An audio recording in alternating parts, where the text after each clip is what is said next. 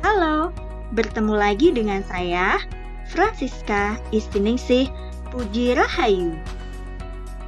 Kita akan belajar tentang teks cerita pendek. Apa kade dan tujuan pembelajaran teks cerita pendek? Kade yang akan kita pelajari adalah KD 3.4 dan KD 4.4. Tujuan pembelajarannya adalah sebagai berikut.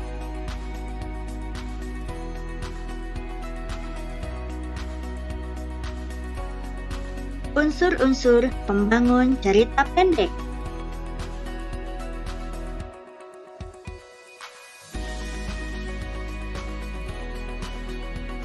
Unsur intrinsik.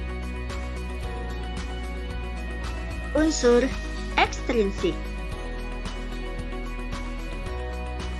Unsur intrinsik adalah unsur yang ada di dalam cerita pendek. Unsur intrinsik meliputi tema, tokoh dan penokohan, alur, latar, sudut pandang, serta amanat. Pertama, tema. Gagasan pokok yang mendasari pengaryaan cerpen, yaitu untuk menentukan masalah, tokoh, dan latar. Bahkan, pesan yang hendak disampaikan pengarang. Kedua, tokoh dan penokohan.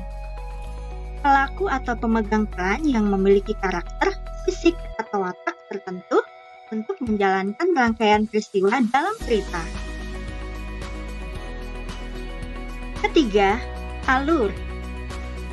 Jalan cerita yang dilalui tokoh dan memuat beberapa bagian, yaitu pengenalan, konflik, klimaks, dan resolusi. Keempat, latar. Keterangan mengenai waktu, tempat, dan suasana dari suatu peristiwa yang terjadi yang dialami tokoh dan dapat menimbulkan imajinasi tertentu terhadap pembaca. Kelima, sudut pandang. Cara pengarang memosisikan diri dalam cerita, yaitu bisa sebagai orang pertama tokoh utama, orang pertama tokoh sampingan, atau orang ketiga serba tahu. Keenam, amanat. Pesan yang hendak disampaikan pengarang dengan menyisipkan nilai-nilai tertentu sehingga dapat dipahami dan diilhami oleh pembaca.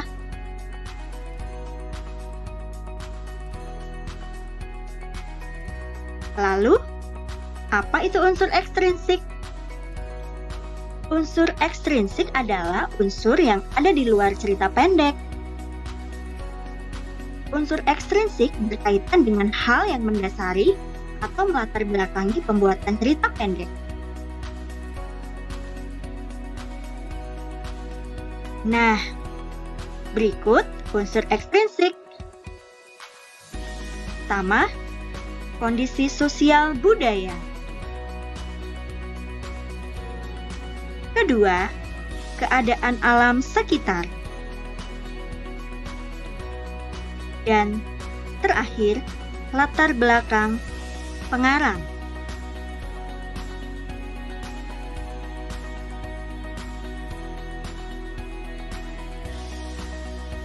Berikutnya, kita akan mengonstruksi cerita pendek. Langkah-langkah mengonstruksi cerpen adalah sebagai berikut.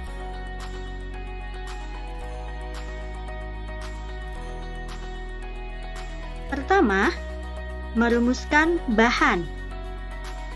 Bahan berupa ide atau gagasan yang dapat diperoleh dari pengalaman pribadi atau orang lain, cerpen lain, atau pengamatan terhadap lingkungan.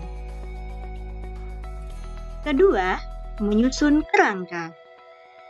Kerangka cerpen menentukan alur cerita yang memuat konflik tertentu sehingga menjadi dinamis, baik antara tokoh dengan dirinya sendiri maupun dengan tokoh lain dan lingkungannya. Dan terakhir adalah mengembangkan cerpen. Mengembangkan cerpen berarti mengembangkan imajinasi dan menuliskannya dengan bahasa yang indah, dengan sudut pandang tertentu.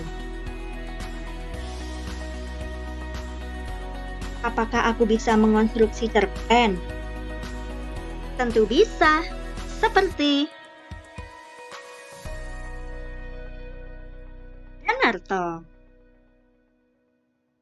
Triyanto Tiwikromo, Khairil Gibran, Putu Wijaya, dan Hamsat Rangkuti. Berikut sumber belajar yang dapat kita gunakan bersama.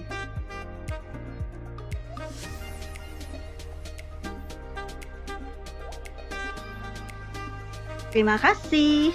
Semangat berkarya!